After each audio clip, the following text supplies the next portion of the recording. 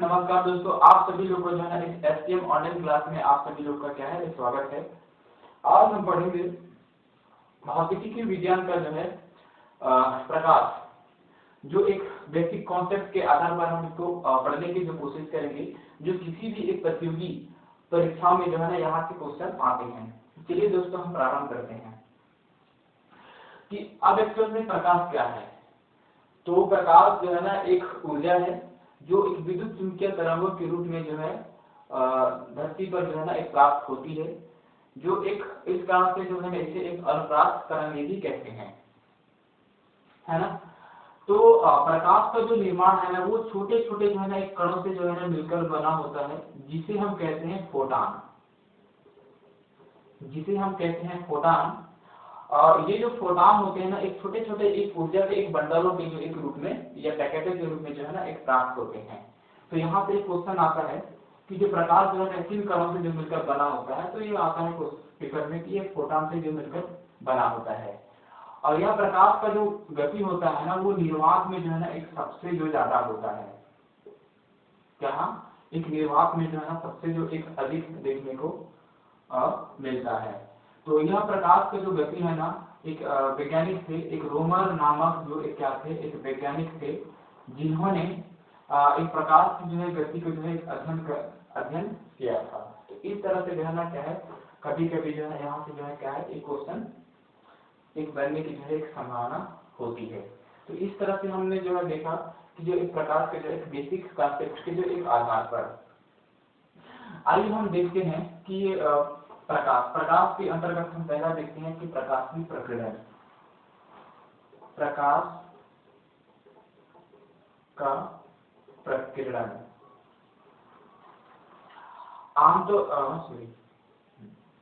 आमतौर पर जो आपने देखा होगा कि हमने जो ठीक है पिछले जो क्लास में हमने जो पढ़ा था या पढ़ा भी है, जैसे कोई भी जो एक विजिबल लाइट होता है या दृश्य जो प्रकाश होता है, तो वो दृश्य जो प्रकाश किसी भी प्रिज्म से गुजरने पर जो है प्रकाश की जो किरणें हैं वो 7 रंगों में जो एक विभाजित हो जाती है, जिसे स्पेक्ट्रम या कहते हैं, स्पेक्ट्रम कहते हैं, है ना।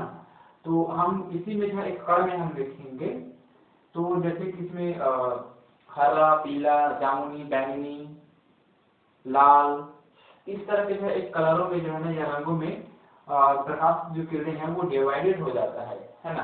तो ये हम आमतौर पर ये देखने को मिलता है। तो उसी प्रकार अगर हम देखें कि वायुमंडल में जो पाए जाने वाले जो छोटे छोटे क्या होते हैं कण या जो पार्टिकल होते हैं, तो सूर्य की जो प्रकाश की जो किरणें हैं ना इनसे जो है ना क्या है एक टकराकर सूर्य की किरणें के प्रकाश को, ठीक है, सूर्य की जो किरणें को क्या कर देता है वो बिखेर देता है। इसी को जो बिखेरना जो है ना क्या कहलाता है, प्रकाश का प्रकीर्णन कहलाता है, लाइट ऑफ स्कैटरिंग, है ना। तो ये आपने जो है समझा होगा कि एक्चुअल में प्रकाश की जो प्रकीर्णन क्या होता है। आइए हम आगे हम बात करते हैं। हाँ, इसी में हम देखेंगे कि जो प्रकाश जो होता है ना वो 7 रंगों का जो एक बना होता है। पहला हम इसमें अगर देखेंगे तो एक होता है लाल कलर या लाल रंग का जो रंग, ठीक है, प्रकाश का, इसका जो तरंगदैर्घ्य होता है ना वो 78,000 एंगस्ट्रॉम या वेवलेंथ होता है। और सबसे जो कम वेवलेंथ होता है या तरंगदैर्घ्य होता है वो है बैंगनी रंग का होता है। यहाँ से क्वेश्चन में सीधा पूछा जाता है कि सबसे जो है ना प्रकाश का कम वेवलेंथ, सबसे अधिक वेवलेंथ, तो ये 23,000 एंगस्ट्रॉम के जो है ना एक आसपास ये होता है। तो इस प्रकार ये देखने को मिलता है। अब हम समझते हैं कि जो प्रकाश के जो प्रकीर्णन में ये क्या रोल अदा करता है। सबसे जो कम तरंगदैर्घ्य होता है या वेवलेंथ होता है ना, तो उसमें प्रकाश का जो प्रकीर्णन है सबसे अधिक होता है, सबसे अधिक जो है ना क्या होती है प्रकीर्णन होती है। इसका जो है ना वेवलेंथ बहुत कम है, और इसमें जो सबसे ज्यादा जो वेवलेंथ होता है ना उसमें सबसे कम प्रकीर्णन होता है। प्रकाश का प्रकीर्णन जो है ना क्या होता है कम होता है। तो यहाँ देखने को मिलता है। आप जानते हैं कि कोई भी जो है ना प्रकाश जब आती है ना तो कैसा होता है वो इस तरह से जो है क्या है गति करती हुई आती है। एक श्रिंक होता है, एक होता है क्रेस्ट होता है या रफ होता है। तो इन दोनों के बीच में क्या है, और एक चीज और देख लेते हैं ना, ये हाँ, आप देख लीजिए कि इनमें जो तरंग होते हैं ना, तो तरंग जो है इसमें क्या है, थोड़ा क्या विरल रूप में है। तो विरल रूप में है मतलब क्या है कि जो इसका जो तरंग दर्द क्या होगा, कम होगा। इसमें जो तरंग होता है एक घना, एक पास पास में स्थित है, मतलब एक बहुत डेंस है, डेंस सघन है, मतलब इसका जो तरंगदार्ढ है क्या है, वो अधिक है। इसी डेंस होने की जो वजह से जो लाल रंग का जो प्रकाश जो किरणें है वो अधिक दूरी तक क्या करती है, वो तय करती है। जबकि जो कम जो वेवलेंथ के तरंग द्वारा जो प्रकाश जो किरण होता है वो कम दूरी तक क्या करती है, वो एक तय करती है। तो इस तरह से हम एक देखने को मिलता है। ठीक है, तो यहाँ से क्या क्या क्वेश्चन आते हैं उसको हम समझने की कोशिश करते हैं। एक्चुअल में आपने देखा होगा यहाँ से एक क्वेश्चन बनता है कि जो आकाश जो है नीला रंग का क्यों दिखाई देता है। आइए हम इसको बेहतर ढंग से समझने की कोशिश करते हैं। आमतौर पर जो आपने देखा होगा कि कोई भी जो प्रकाश के जो कण होते हैं ना, सबसे जो कम वेवलेंथ वाले, जैसे कि एक होता है बैंगनी रंग, एक होता है नीला रंग, है ना। ये जो नीला रंग का जो प्रकाश के जो किरणें हैं, जो वायुमंडल में उपस्थित जो पार्टिकल जो कण होते हैं, तो इन कणों से जो टकराकर पूरे जो आकाश में जो है एक फैलने लगते हैं ना। इस फैलने के जो कारण बैंगनी और नीला रंग अधिक मात्रा में फैलने लगते हैं, जिसके कारण हमें जो है एक नीला रंग के जो समान एक दिखाई देने लगता है। तो इस कारण से जो है क्या है, आकाश एक नीला रंग दिखाई देता है। दूसरा जो क्वेश्चन यहाँ से ये आता है कि सुबह और जो शाम को जो प्रकाश की जो किरणें होती है वो लाल रंग के दिखाई देते हैं, क्यों, है ना। तो इसका जो एक है कि इसका जो वेवलेंथ, मैं पहले बता चुका हूँ कि इसका वेवलेंथ अधिक होता है ना, इसका जो अधिक दूरी तक ये तय करती है। तो ये दोपहर के जो समय जो है ना क्या, एक सीध में होते हैं प्रकाश की जो किरणें, उसकी जो दूरी है वो क्या हो जाती है, कम हो जाती है। लेकिन जो सुबह और जो शाम को क्या हो जाती है कि इनकी जो दूरी क्या है, बहुत जो अधिक जो एक लंबा होता है, जिसकी किरणों को एक लंबा रास्ता तय करना पड़ता है, जिसके कारण से बैंगनी, नीला रंग अन्य जो किरणें यहाँ पर जो है हम क्या हो जाता है, वो पहुंच नहीं पाता, जिसके कारण से वेवलेंथ अधिक होने के कारण ये हमारे तक जो है ये पहुंच जाता है ना। वेवलेंथ अधिक होने के कारण, वेवलेंथ अधिक होने के कारण, जिसके कारण से जो सुबह और जो शाम को जो है ना क्या दिखाई देने लगती है, वो लाल दिखाई देने लगते हैं। बाकी जो अन्य जो किरणें होती है ना, अन्य रंग की जो किरणें होती है वो पहुंच नहीं पाती। ठीक है, तो जिसके कारण से सुबह और जो शाम को क्या दिखाई देने लगती है, वो एक लाल दिखाई देने लगती है। तो यहाँ से जो है प्रकाश के जो प्रकरण से हमने ये दो क्वेश्चन को समझने का जो है क्या किया, हमने कोशिश किया। तो आइए हम आगे बढ़ते हैं। प्रकाश का परावर्तन,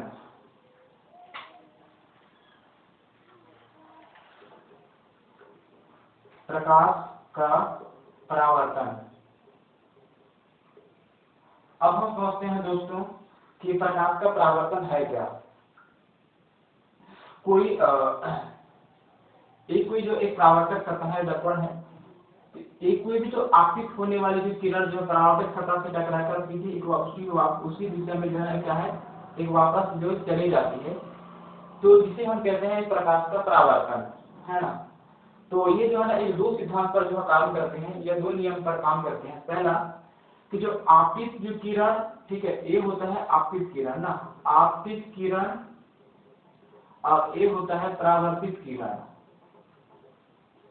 है ना। आपतित किरण और ये परावर्तित जो किरण होता है ना, वो एक सीध में होनी चाहिए। ये पहला नियम कहता है, ये पहला कॉन्सेप्ट कहता है ना।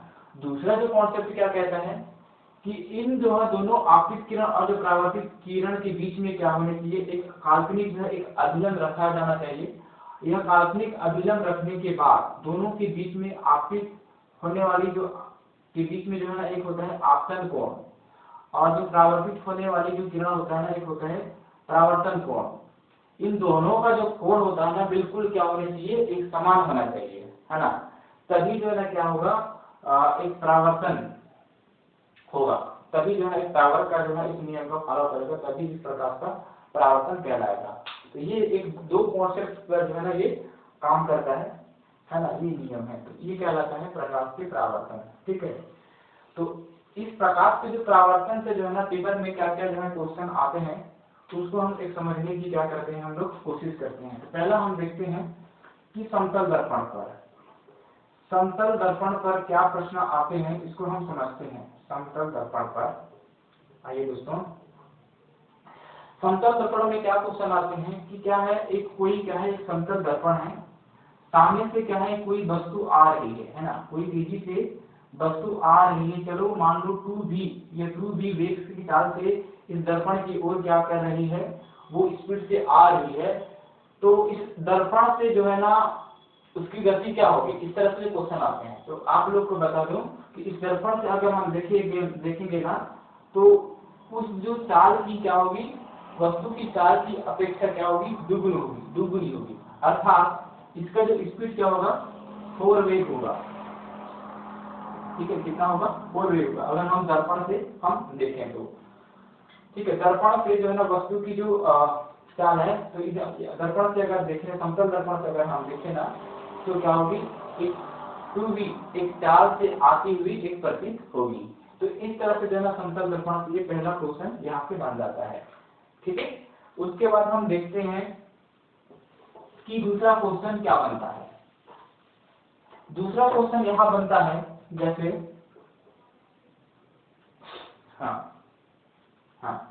ये कोई क्या है, समतल दर्पण है ना, समतल दर्पण है, इसमें कोई क्या है, एक वस्तु रखा हुआ है ना। तो वस्तु रखा हुआ है, तो इस वस्तु को जो है ना अपना चित्र या इमेज देखने के लिए या अपना प्रतिबिंब देखने के लिए इस दर्पण का जो आकार कितना होना चाहिए, है ना, इस तरह से जो है ना क्वेश्चन आता है। तो इसके लिए क्या होगा, तो इसका जो आंसर क्या होगा, इस वस्तु के एक आधा, है ना, इस वस्तु के क्या हो जाना चाहिए, एक आधा जो है ना क्या होना चाहिए, एक दर्पण होना चाहिए, तभी जो है ना उस वस्तु की प्रतिबिंब है हम एक पूर्ण रूप से हम देख सकते हैं। ठीक है ना, तो यहाँ से दूसरा क्वेश्चन बनता है। तो इसका जो दर्पण का जो है ना क्या हो जाना चाहिए, वस्तु का आधा ना, वस्तु का आधा जो है ना क्या होना चाहिए, वो दर्पण होना चाहिए, तब हम उसका प्रतिबिंब हम देख सकते हैं, है ना। ये समतल दर्पण से जो है प्रश्न पूछे जाते हैं। उसके बाद हम बात करते हैं तीसरा क्वेश्चन किस तरह से देख आता है। तीसरा जो क्वेश्चन एक अच्छे लेवल एक क्वेश्चन में देखने को मिलता है, जैसे कि हम देखते हैं कि कोई जो है ना एक दो समतल दर्पण है ना, कोई क्या है, एक दो समतल दर्पण है। तो उन दो समतल दर्पणों के बीच में क्या है, एक कोई वस्तु रखा हुआ है। और वो जो वस्तु रखा हुआ है दोस्तों, उसमें क्या देखना रहेगा दोस्तों, इसमें एक अंश में दिया रहेगा, जैसे कि 90 अंश, 80 अंश, 120 अंश, है ना। तो इस तरह से जो है ना क्या एक अंश में दिया रहेगा, और उसमें अंश में दिया रहने के साथ साथ उसमें कितने प्रतिबिंब बनेंगे, कोई दो समतल दर्पणों के बीच में कोई 90 अंश की सतह पर एक रखा हुआ है, तो उसमें कितने प्रतिबिंब बनेंगे, है ना। तो हमको इसको 3 स्टेप में हमको समझना है। पहला 1, 2 और ये 3, है ना। तो हम इसको समझते हैं, जैसे अगर हम ऐसा क्वेश्चन आता है ना, तो हम लोग क्या करेंगे, आप लोग जानते हैं कि चारों कोणों का योग होता है ना, वो 360 अंश होता है। तो उस 360 अंश को जो है ना, इसमें जितना जो अंश दिया रहता है ना, वो उससे हम क्या कर देंगे, हम लोग डिवाइडेड कर देंगे या भाग दे देंगे। जैसे कि इसमें दिया 90 अंश, तो मैं क्या करूंगा, 360 भागित मैं क्या करूंगा, 90 करूंगा, एक घटा, ये हो गया 4:1 आया। मतलब अगर यहाँ जो है ना क्या होगा, कम संख्या अगर प्राप्त होता है ना, पहला अगर यहाँ जो है क्या कम संख्या जो प्राप्त होता है ना, तो हम लोग क्या करेंगे, तो इस 4 में से हम क्या करेंगे, हम लोग 1 को हम हटा देंगे, तो इसका जो आंसर हमें प्राप्त हो जाएगा। तो इसमें दो वस्तुओं के बीच में जो रखी हुई जो है ना वस्तु रखा गया था जो 90 अंश पर, तो उसमें कितने प्रतिबिंब बनेंगे, तो यह 3 प्रतिबिंब बनेंगे, है ना। तो ये जो हम समझ में आ गया होगी, ये पहला जो कॉन्सेप्ट के आधार पर हम समझते हैं कि दूसरा कॉन्सेप्ट के जो आधार पर क्या कहता है।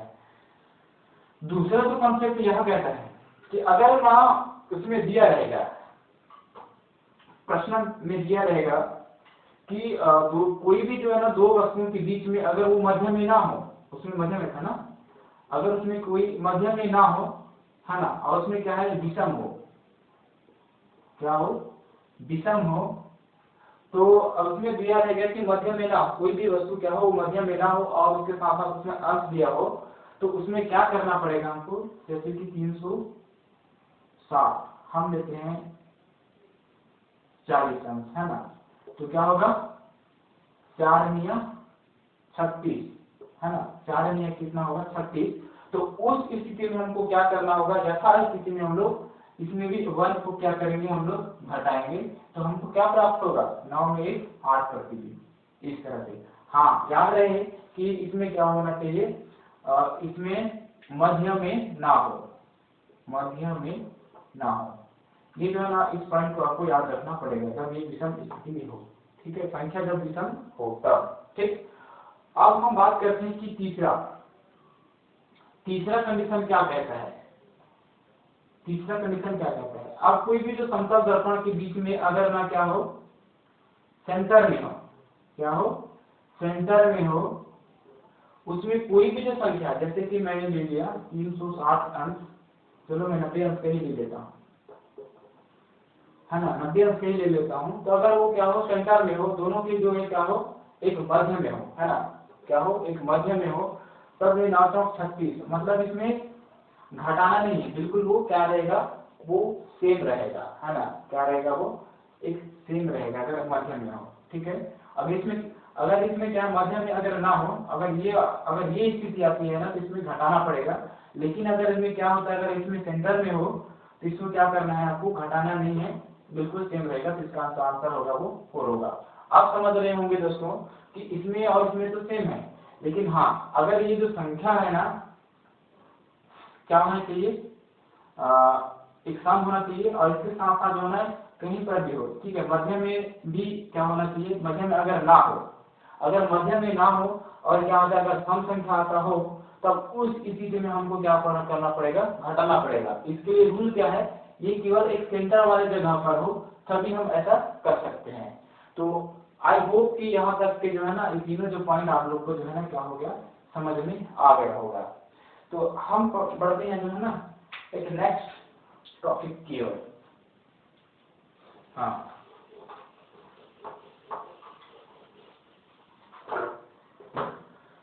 इसमें जो है ना अवतल दर्पण से भी जो है ना इस तरह से जो क्या एक क्वेश्चन बनता है, चलिए हम देखते हैं अवतल दर्पण, अवतल दर्पण,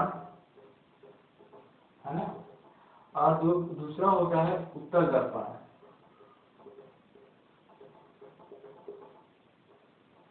इस चीज का हमको ये याद रखना है कि जो एक अवतल दर्पण है ना, ये जो अवतल जो दर्पण और उत्तल दर्पण, जब भी अवतल दर्पण से जो कोई भी हम वस्तु दिखाई जो देखते हैं ना, तो हमेशा क्या दिखाई देता है, वो बड़ा दिखाई देता है।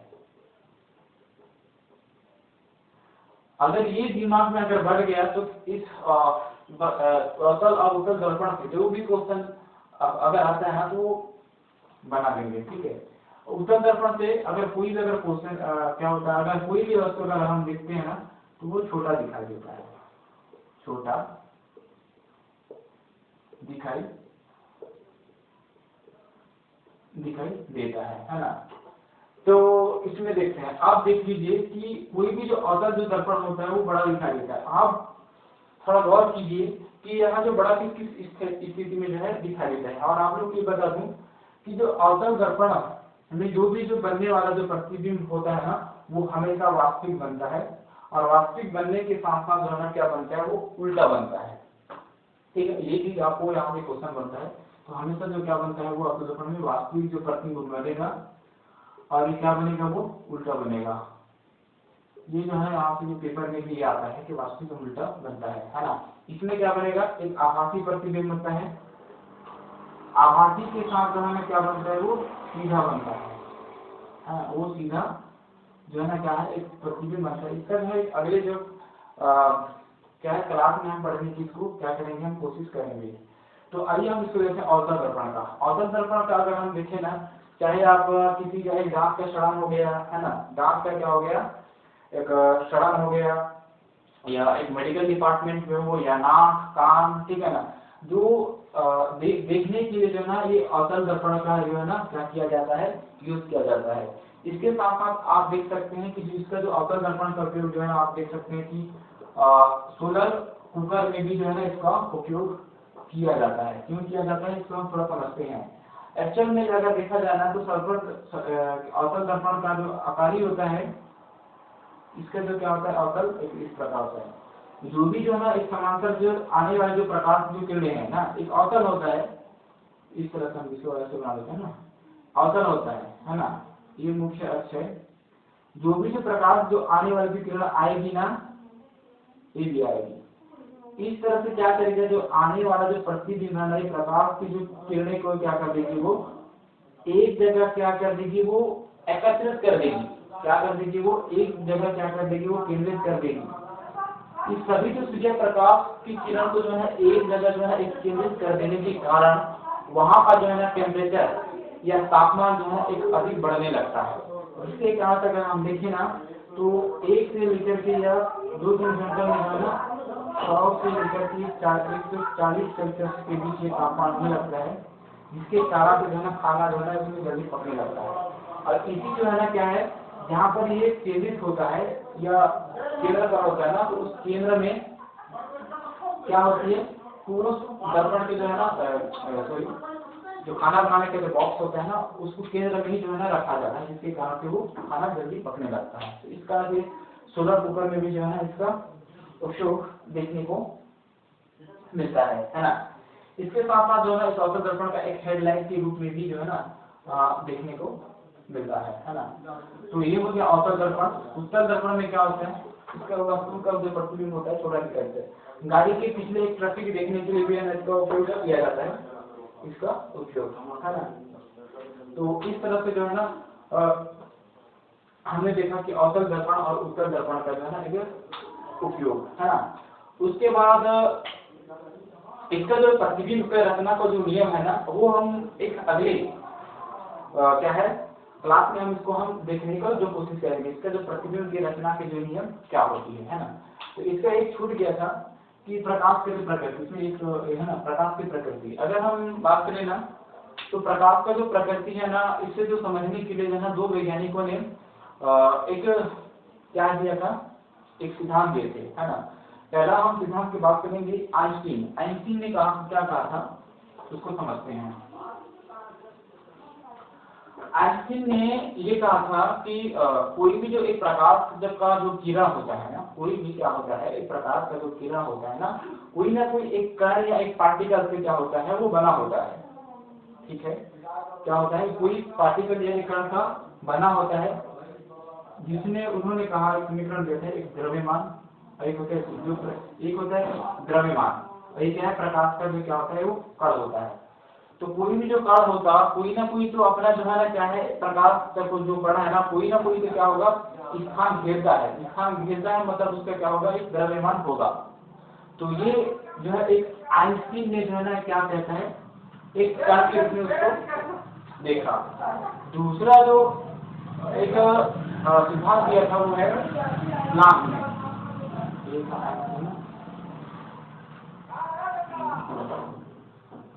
दूसरा जो देता है प्लांक। तो प्लांक कहता है कि जो प्रकाश का जो किरण होता है ना वो एक तरंग के रूप में होता है। क्या प्रकाश का जो किरण होता है वो एक तरंग के जो एक रूप में होता है। तो उसमें उसका जो कहना है कि तरंग जो है तरंग का जो है ना एक लैम्डा से जो है ना एक दर्शाते हैं। ठीक है, यानी थोड़ी टाइम दर को जो है एक गामा हाँ इस तरह से जो है ना इसको करते हैं ना, ये इसको दर्शाते हैं। तो एक तरह से कहें कि एक तरंगों के जो रूप में जो है ना दर्शाते हैं। तो बाद में जो है ना एक डी ब्रोगली नामक एक साइंटिस्ट आता है, उनका जो कहना है कि दोनों के जो है ना इस सिद्धांतों का क्या करता है एक मेंशन करता है, एक विचार विमर्श करता है।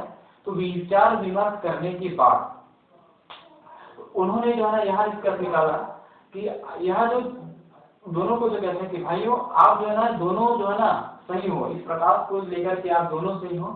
ठीक है, तो इस कारण से जो है ना एक प्रकाश को जो है ना एक द्वितीय प्रकृति के नाम से जाना जाता है। जैसे कि प्रकाश का जो है ना क्या होता है एक तरंग और जो कण, ठीक है, ये दोनों रूप में जो है एक शो करता है। आगे जाकर के जो है ना इन दोनों जो आइंस्टीन और प्लांक का जो समीकरण है ना दोनों को जो मिलाकर के जो है ना एक डी ब्रोगली एक समीकरण के रूप में हम लोग क्या करते हैं, पढ़ते हैं। ठीक है, तो इस तरह से जो है क्या है, इसमें प्रकाश की प्रकृति को हमको देखने को मिलता है। तो हम नेक्स्ट वीडियो में हम पढ़ने की जो कोशिश करेंगे कि प्रकाश जो गोलीय दर्पण होता है ना, अवतल दर्पण और उत्तल दर्पण, प्रकाश के प्रतिबिंब की रचना के नियम के बारे में जो पढ़ेंगे, है ना। तो एक चीज और देखें, हाँ ठीक, आज की वीडियो में ही बस इतना ही, धन्यवाद।